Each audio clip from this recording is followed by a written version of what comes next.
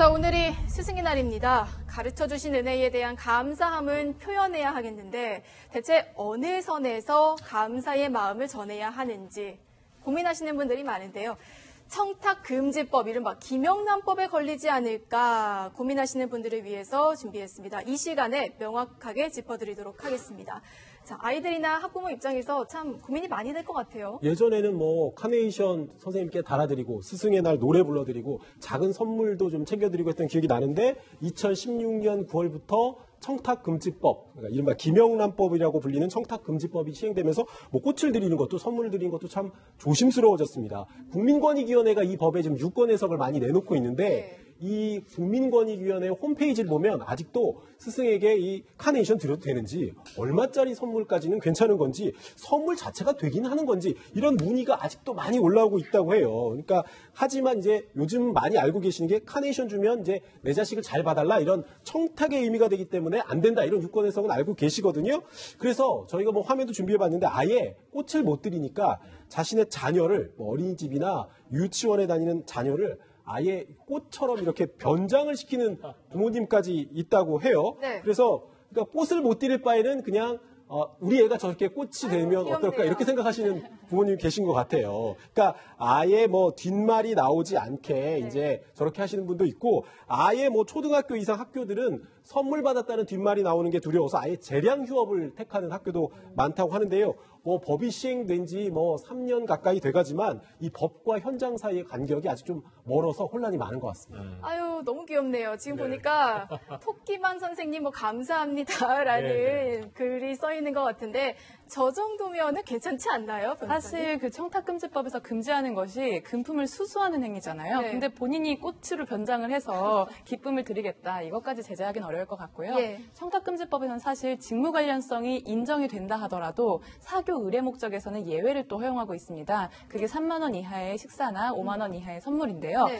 그 담임교사의 경우, 그리고 교과를 담당하는 교사의 경우에는 그 직무 관련성, 상시적으로 아이들을 평가하기 때문에 이마저도 제한된다고 해석을 하고 있습니다. 그래서 꽃을 드리더라도 학생 대표가 공개적인 자리에서 선생님께 드리는 것은 허용되지만 개인적으로 선물을 드린다거나 하는 것은 국민권익위에서는 금한다고 지침을 얘기했습니다. 그러면은 학생 대표가 반학생을 대표해가지고 뭐 반장 같은 학생이 대표로 선생님 감사합니다라고 보는 앞에서 꽃을 드리면 그건 문제가 없다. 예, 맞습니다. 권익위 또 해석을 보니까 반장들 몇 명이 모여갖고 이제 달아주잖아요. 그러면 공개된 장소가 아닌 곳에서 달아졌다면 인증 사진을 찍어서 또 공개를 해야 된다는 그런 유권 해석도 내놨더라고요. 아니, 저는 사실 스승의 날 때 초등학교 때 보면은 손편지 써는 경우가 많았어요.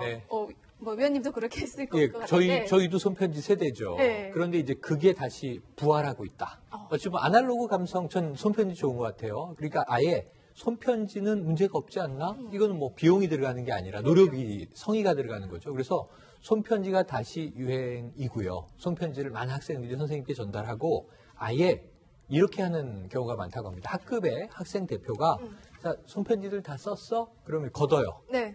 그래서 제본을 하는 거예요. 아, 예, 왜냐하면 전 이거 참 좋은 것 같은 게 책 같은 걸로 손편지를 만드는 각각 거예요. 쓰면 선생님이 박스에 넣어서 보관하시겠지만 이 유실될 가능성이 있는데 책으로 만들어서 우리 반 아이들이, 물론 이 경우에는 그럼 좀 강압적이 되나? 안 쓰고 싶지 않은 학생은 빠지는 거잖아요. 네. 그래서 이제 가는데 더 재밌는 건 뭐냐면 이 내용입니다. 선생님이 이 편지를 읽다가 빵 터진다고 해요. 선생님, 저의 마음은 이런 걸 드리고 싶지만, 그 명품을 그림으로 그리는 거예요. 네. 그 브랜드를 써서 명품 가방도 그리고 액세서리도 그리고 선생님께 이런 뭐 보석 귀걸이를 드리고 싶지만 전달할 수는 없으니 마음만 받아주십시오. 그래서 선생님이 이제 정말 뭐 한박 웃음을 짓게 하고 더 좋은 건 뭐냐면 학생들이 스승의 날에 선생님께 상을 드리는 겁니다. 예쁜 미소상, 또는 뭐 멋진 남자 선생님은 살인 미소상, 또는 저희가 말 잘 안 듣고 고집 부리고 못되게 굴었는데도 참아주셔서 감사합니다.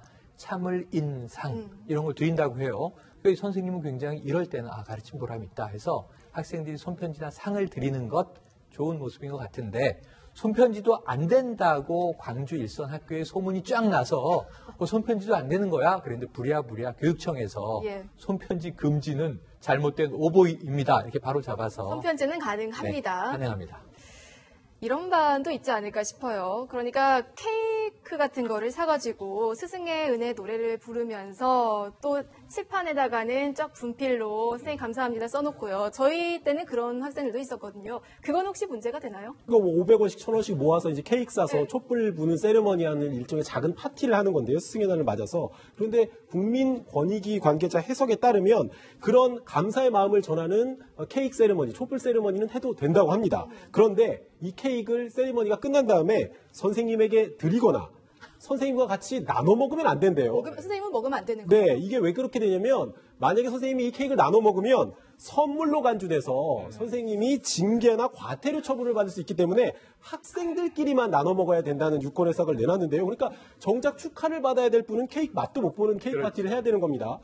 글쎄요, 뭐 물론 옛날 그 과거에 뭐 치맛바람 같은 걸 재현하자는 얘기는 아니지만 너무 법 논리가 형식적이어서 사제간의 정을 나눌 방안까지 좀 막는 기억나는 것 게 같아요. 저 대학에서 강의를 하는데 김영란법의 첫 케이스가 강의실에서 학생이 캔커피를 교수님께 드렸다가 다른 학생이 김영란법 위반 아니냐라고 고발했던 거예요. 이게 네. 문제는 없는 것으로 밝혀졌습니다만 또 한 가지 아쉬운 것은 학생들이 프리허그를 해드렸는데 요즘 이게 스쿨미투가 또 있어요. 아, 성추행. 예, 학교 현장에서의 성추행 문제도 있기 때문에 프리허그는 사라졌습니다. 자, 정리를 좀 해보면은 워낙 사례들이 많아요. 그러니까 대표가 준다는 가정 하에 생화든 종이꽃이든 상관없고요.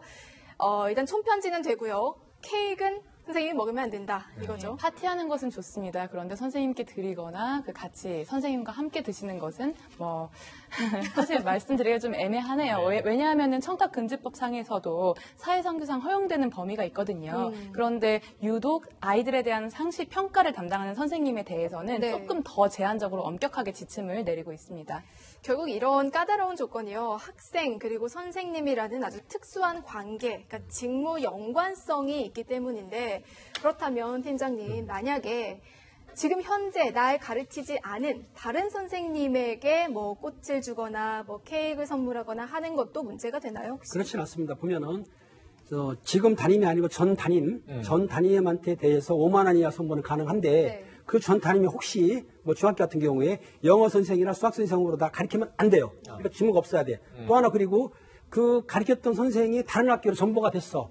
타 학교로 갔을 경우에는 예. 100만 원 이하 선물을 가능하다고 합니다. 그러니까 직무 관련이 애매하긴 한데 현재 내 상태에서 봤을 때 직무 강력이 안 되면은 네. 가능하거든요. 그러니까 나에게 성적을 좋게 준다거나 아니면 나의 근무 평적을 좋게 줄 그런 라인에 있는 사람이 아닌 사람은 괜찮다. 아니면은 관계는 없는데 어떻든 같은 학교를 하더라도 담임이 틀리더라도 나한테 수업이 들어오게 되면 안 된다는 얘기죠.